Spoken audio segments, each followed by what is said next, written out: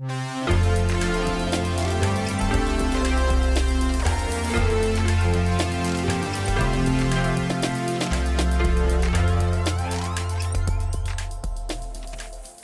friends, and welcome to Weekly Witness, Texas Impact's weekly podcast designed to help mainstream Texans of faith understand the legislative process and to help you engage with the Texas Legislature.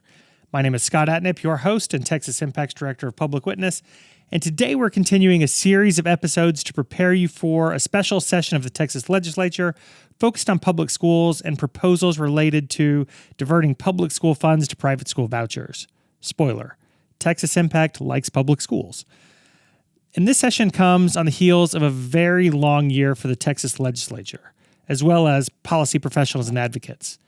We had the regular 140-day session, followed by a summer of special sessions and an impeachment trial. So what better person to give us the political lay of the land than Texas Impact's outside legislative counsel, Beaman Floyd? Texas Impact and our members are fortunate to benefit from Beaman's decades of experience in public education policy, as well as his expertise as a theologian in his own right. Beaman will talk about the political landscape, but also help us understand why Texans of faith play such an important role in the policy conversations around public schools and school vouchers. We'll talk about the importance of meeting with every elected representative, even if you believe you know where they stand. And Texas Impact has tools for you to do that. Check out our website or consider joining the Public School Defenders team at texasimpact.org. So with that, I hope you enjoyed this week's conversation with Beaman Floyd.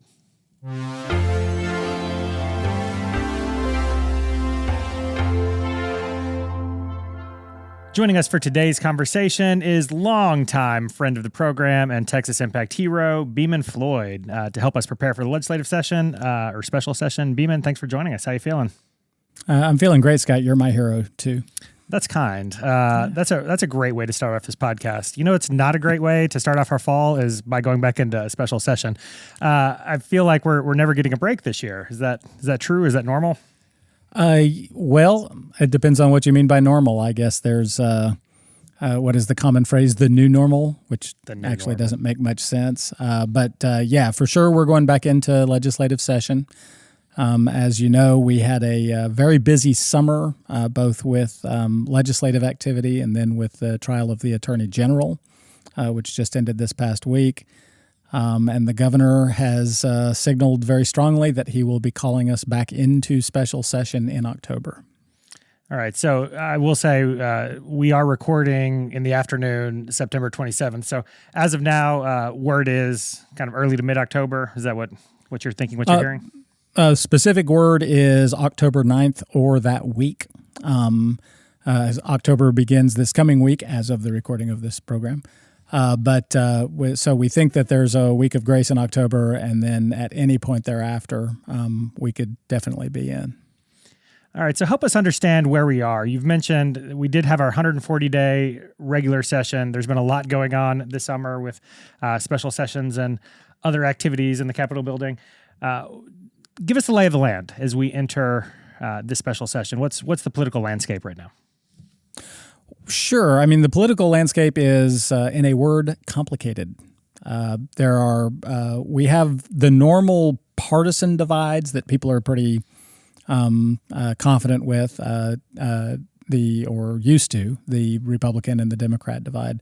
But there's also strong divides inside of both the Republican Party and potentially of the Democrat Party related to public education and in particular vouchers and public education.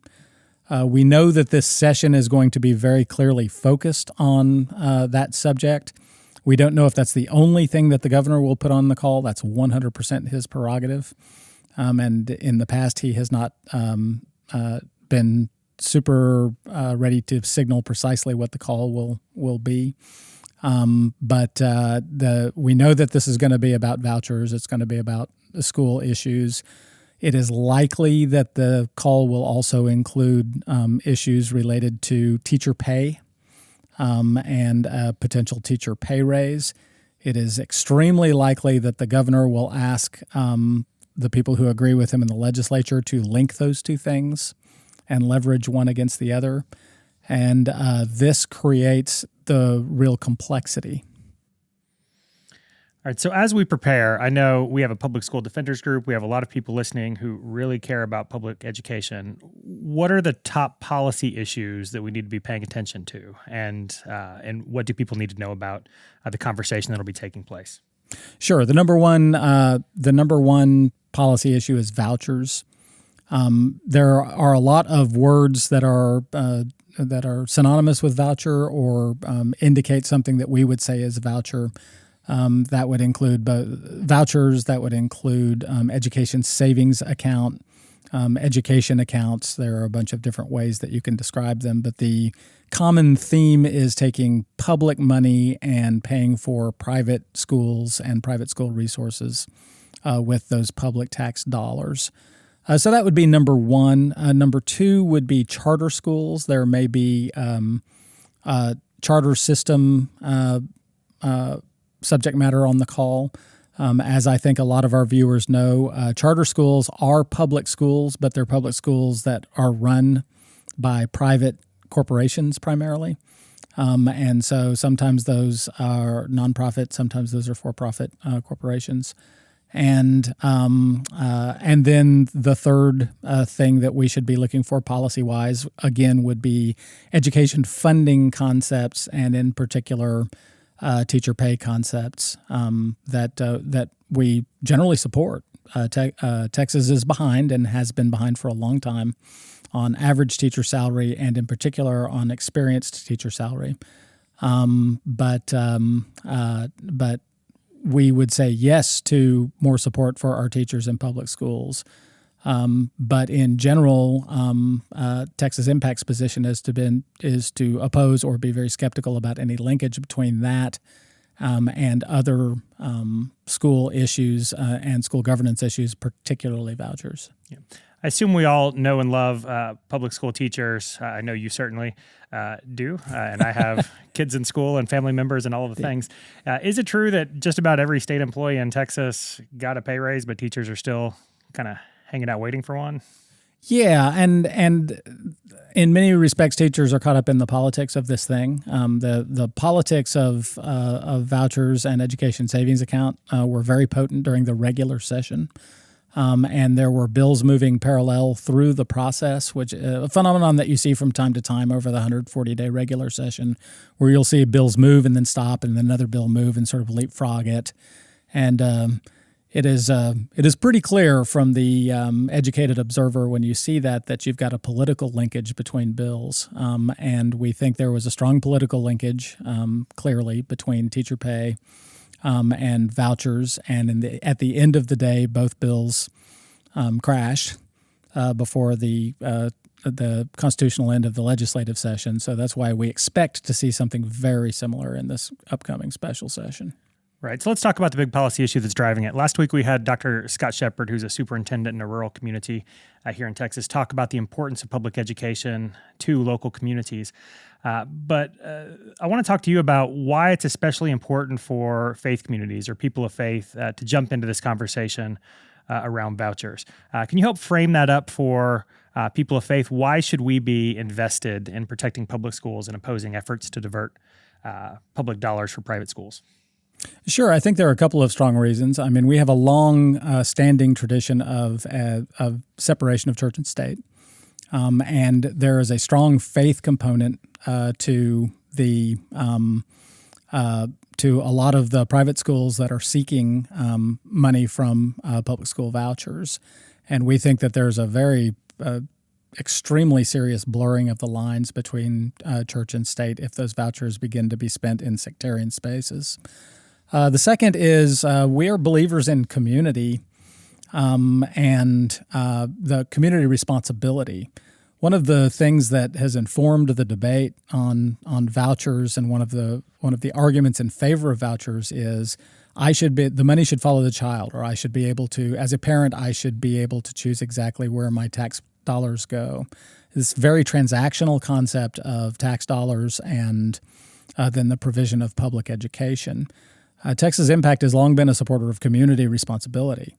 I don't have kids in public school anymore, and my wife, who is a public school teacher for 26 years, you alluded to, retired last year. So I don't have a personal stake in my nuclear family in education, but I feel a strong community stake in public education. I don't feel like because I am a person with no children that my tax dollars should be spent on anything but a public institution that has the public good in the community at its core. If people want to do private education for their kids, they should be able to do that. If private education institutions and sectarian schools want to provide scholarships and raise funds to help kids go to those schools, they should be able to do so. But the public money should not be taken out of those community structures to pay for sectarian affinity-based private schooling. Yeah, one of the conversations we were having with another group this last week talked about agreeing with that community piece, but also the accountability piece. If you wanted to come at it from that angle, right? If there's a challenge with my local public schools, I know who to talk to about that. But we don't have the same level of accountability with those private schools, right? Well, that's part of that. I would call the accountability part a subset of the community part, right? Right. Yeah. Where you have that, when you have that relationship with public schools and their communities, there's accountability, there's openness, there's hopefully conversation and communication. There's what public schools do beyond educating kids in terms of providing spaces in the community that bring communities together, and that's everything from Friday Night Lights to serving as a shelter in a storm, right? And those are sort of a traditional elements of what you get a lot more from public education than just a great education for your kids. You get you get a community resource that can be really important. Old people like me walking around the track, and so it's there are a lot of reasons that public schools are important, and that's one of the reasons that you see a political divide over this public-private education concept, because there are a lot of people from various parties, including the Republican Party, that are living those public schools as centerpieces of their community and don't want them threatened by siphoning off a bunch of funds to a voucher program.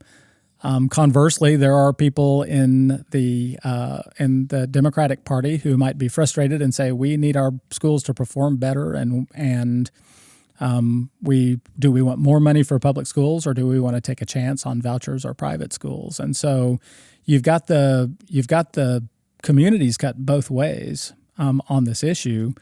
But again, my personal thinking, and certainly I think Texas Impact's thinking, say, let's get into the community space and get into this good, traditional, strong, conservative community structure of Texas, which is public schools and public education, and do the work there.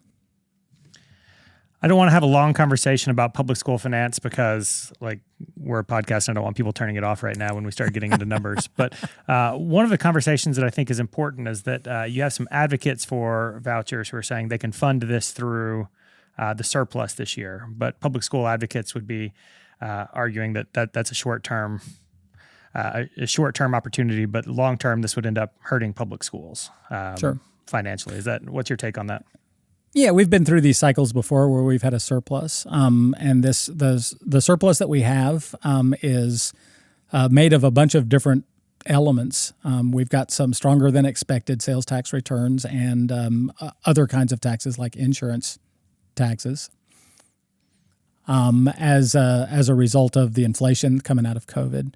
We've also got a tremendous amount of undigested federal aid coming out of COVID.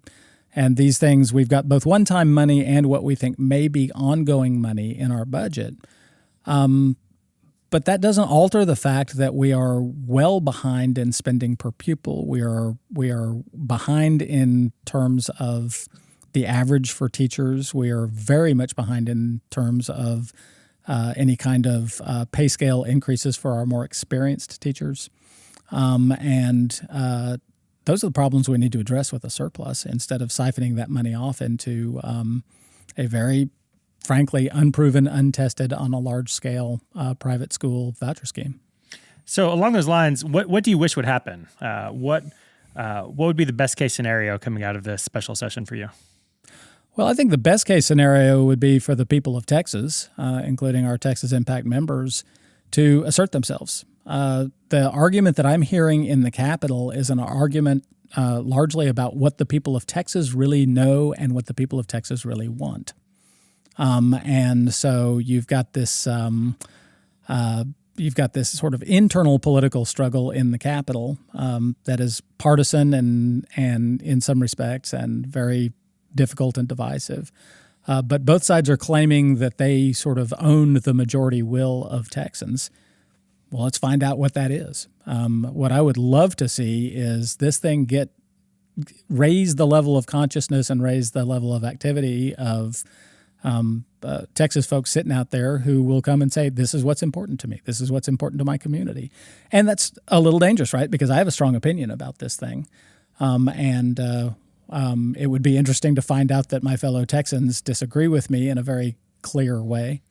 But what I really think is that the community will and the community governance of Texas is really important. And what I would love to see in this special session with its focus is the legislature to really hear the voice of Texas in this debate. Well, I won't name any names, Beaman, but there are some people who are listening to this program who sometimes will tell me, I didn't call my representative on this issue because either A, they're for me and I know that, or B, they're against me and I know that. And they make that determination based on party affiliation. But this is an issue that during the legislative session was very bipartisan in the House, saying we support public schools. And if vouchers are going to pass, it's going to take probably a bipartisan effort to pass that. So this is one issue where I don't think you can make those assumptions, right, based on party affiliation. Every person needs to be hearing from their folks now. Yeah, absolutely not. Well, and I think there are two things, right? One thing is what you just described, which is this thing cutting all over the place in terms of party affiliation. So go and talk. The second is that there are lots of people in this issue on the bubble. This is a bubble issue. During the legislative session, this bill sat in House committee for a long time because you had a virtual tie vote with some undecided in the middle of that tie vote. And so don't think that this is not something like that. And I think numbers 3 and 4, which go together, are even if your elected representative has said, this is who I am and this is what I think, period. Try that, test it. They have to know that there's a loyal opposition in their community to their standard. You might be surprised at how much a person can wiggle if they get a consistent message from their people that they are disagreed with. And you learn a lot about your member in the way that member disagrees with you. And so if that person is violating basic community and democratic principles of listening to a constituency, go learn that, document it, talk to your friends about it, and ask if you can't do better. And so I think that there are a million reasons to talk to your elected officials, and I haven't really discovered the good reason not to yet. So, yeah, go do it. I know you've talked about this before on the program, but what's the best way to do that? I know we always tell people to go talk to their representatives. How would you suggest they start?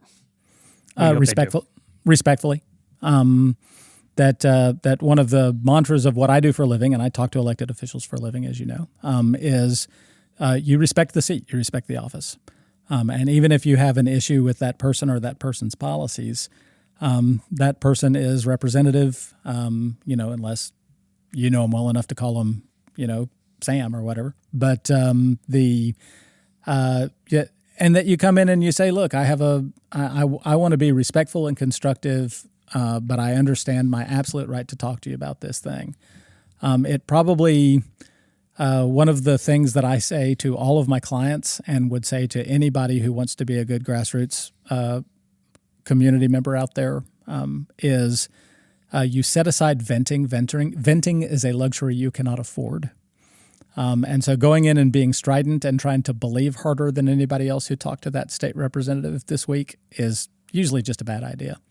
What you want to be is that person who is persistent and well-informed and clearly is not going to disqualify yourself by being a crazy person when you walk in the door. And when you leave after after you are a smart, persistent, pretty well-informed person, that state representative will say, well, that's a person who I need to pay some attention to.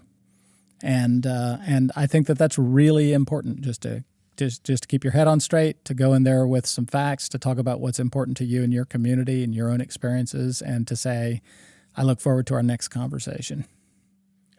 But at this point in the cycle, it's calling our district office and trying to set a meeting. Should we try to bring a couple friends, a faith leader with us? Any advice on that piece of it?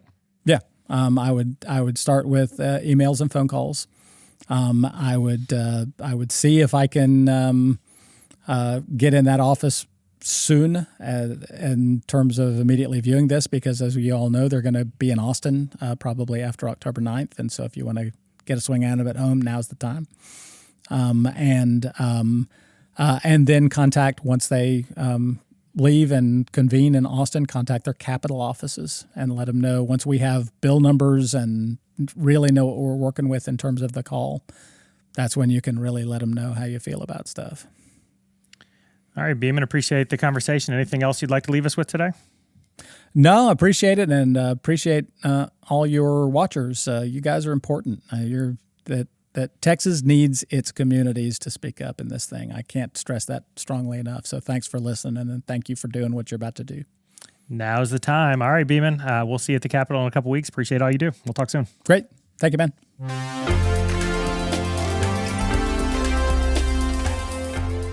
I hope you enjoyed the conversation this week. I want to thank Beaman for his time and his work for a better Texas, and I want to thank you for tuning in. Y'all, I can't say this enough. The Texas House has historically had bipartisan support for public schools, and we will need all of those reps to continue to stand strong. So now is the time to meet with your representative in the district office to encourage them to support public education. Don't assume that you know where they stand. Find a friend or a faith leader and schedule a time with your representative and have the conversation. Again, Texas Impact has tools for you to get involved. Check out our website at texasimpact.org and consider joining one of our teams. Special plug today for the Public School Defenders team. And while you're there, I hope you'll consider joining Texas Impact to support this podcast and the work of Texas Impact year-round. So with that, I think it's time to close out this episode. So remember, the world needs Texans of faith active and engaged. So let's get to work.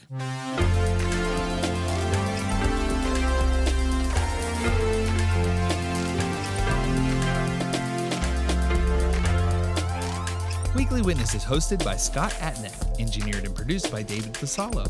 Our executive producer is B. Moorhead. The opinions expressed on Weekly Witness are those of Texas Impact and our guests, and do not necessarily reflect the views of our sponsors. Weekly Witness is a product of Texas Impact, people of faith working for justice. Visit us online at texasimpact.org.